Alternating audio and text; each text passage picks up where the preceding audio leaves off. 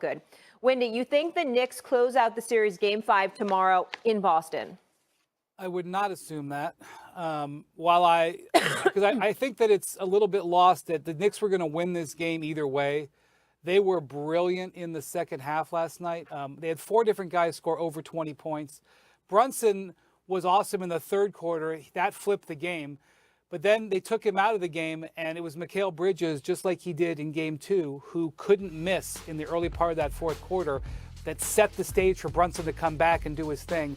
I don't want to take away from how awesome the Knicks were in this game. It was an incredible bummer and letdown that became the secondary thing, because this was as impressive a win as I have seen for the New York Knicks in the 25 years I have covered the NBA.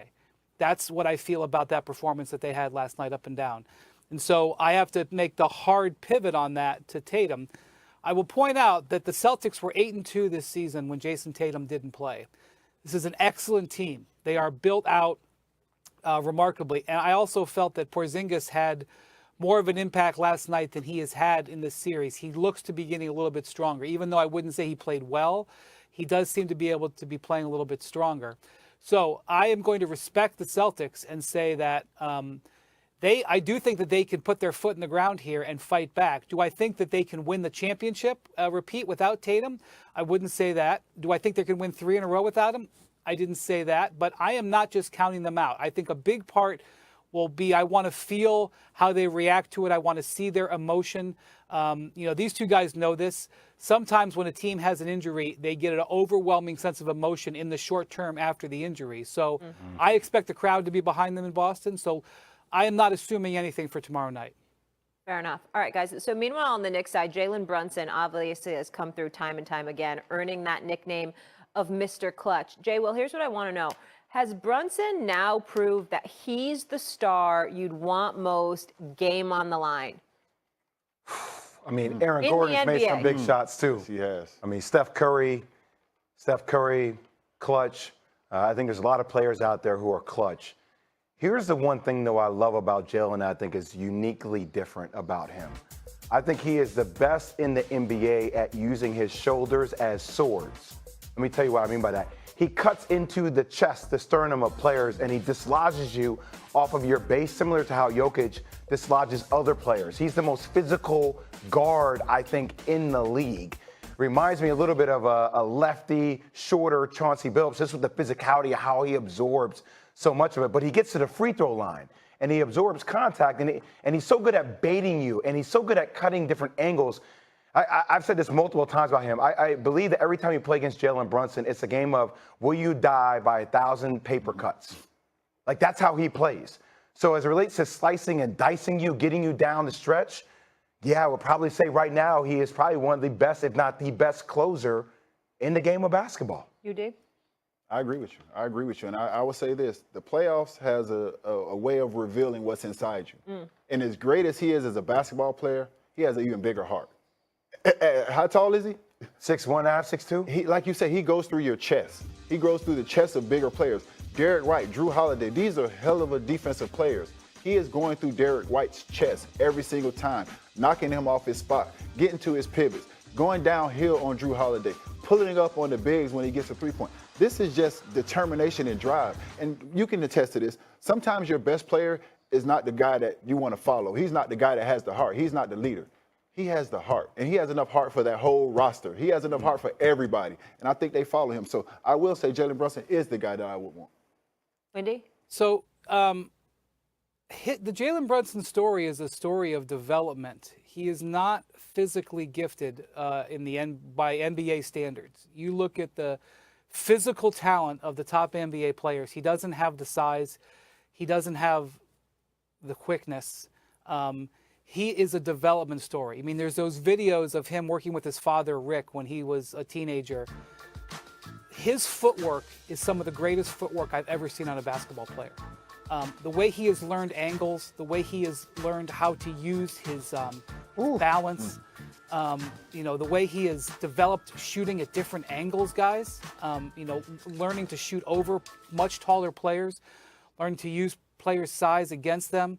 It's as impressive for his development story I've ever seen. And just his just where he's gone from his freshman year at Villanova to where he was coming out of Villanova to his rookie year in the NBA to when he came to the Knicks to now, really, he should be making YouTube videos to teach kids how to learn this basketball skills and development. That play is one of my favorite plays of the last couple of years, that crossover. The only reason I would just stop a little bit short of saying he's the best, and I might say on offense, is that defensively he can still be attacked. And they still pull him out of the game.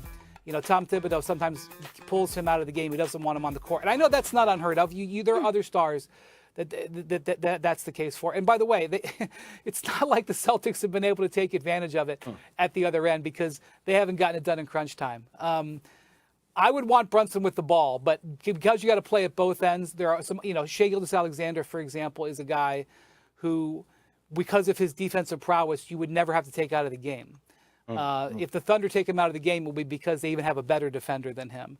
But the fact that Jalen Brunson, at his size, is a legitimate answer for this question is an ode to how hard he has worked and developed his craft in the game, and it should be celebrated. Wendy, I feel like there's a book that needs to be written. Can you get up quickly? Can you show us what you meant in terms of the shoulder and the chest and, Sure. and what And Wendy, you do over here? to your point, Wendy, I mean, you are so accurate. Obviously, I have a lot of experience. We're going to go to the light. And being a smaller guy, right? And obviously, when you play against bigger guys that can play off you, so like that's one of the challenges. Like when I played against UD, if UD were playing me, UD can play that far off me, right? Because if I go to Rays, look at the wingspan difference. Look how he can recover. We got tight suits on. Exactly. You can't get it up. But what he is good at is when he comes here, he gives you one of these.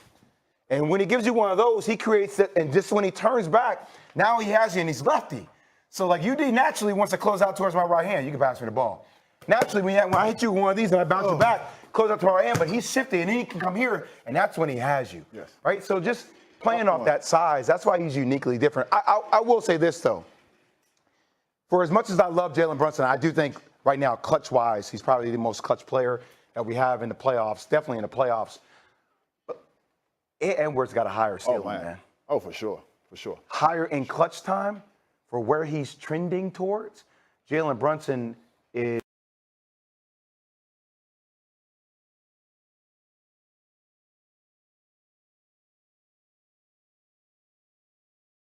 a veteran that's been around the game. He's always played old, right? Like that's how he's gotten to his spots on the court, right? Talk about being methodical. Like he works you down the spaces.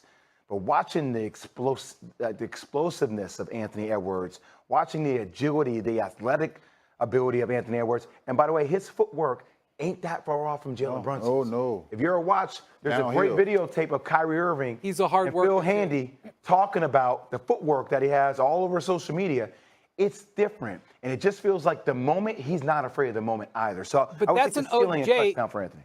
That's an ode to Jalen Brunson. I'm going to tell you why. Ant Edwards is a 1% athlete. Agreed. Maybe I agree top with you. 10, 1%. Yeah. Ant Edwards was the #1 draft pick in the NBA draft because the guy has, at his size and athleticism, is elite amongst elites. Jalen Brunson was a second-round pick because people didn't believe in his, in his frame. And the fact that they are basically equals when it comes to this at the highest level.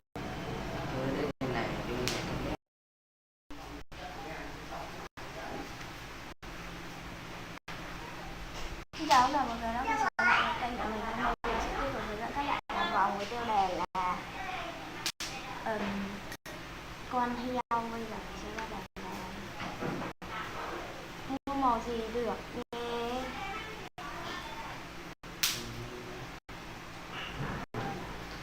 Người ta yêu xa chân rõ tiếng lại hoa. Mua màu đen nhé.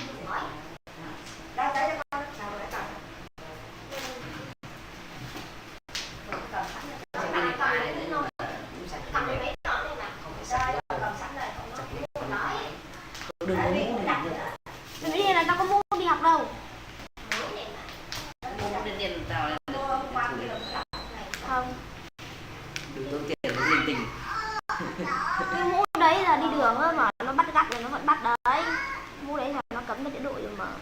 Chúng ta